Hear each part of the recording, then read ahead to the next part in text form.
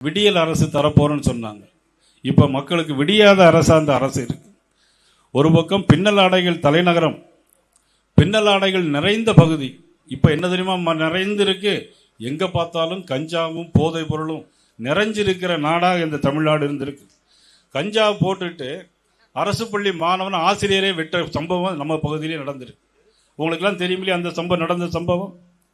அதே மாதிரி 3 பேர் பல்லடத்தில் 3 பேர் படுகொலை செய்யப்பட்டாங்க. ஒரு வீட்டில் ஒரு சிறுவன் கஞ்சா போதையில் போய் கை தனியா கால் தனியா கை தனியா கால் தனியா வெட்டியிருக்கான் 3 பேரை.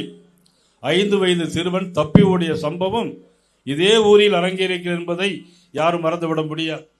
வன சரக அலுவலகத்தில் ஃபாரஸ்ட் டிபார்ட்மெண்ட்ல ஒருத்தரை விசாரணைக்குன்னு கூட்டிட்டு போறாங்க. விசாரணைக்குன்னு கூட்டிட்டு போய் ஆனா திருப்பி வரும்போது பணமா தான் வர்றாங்க. இது திராவிட மாடல் ஆட்சி.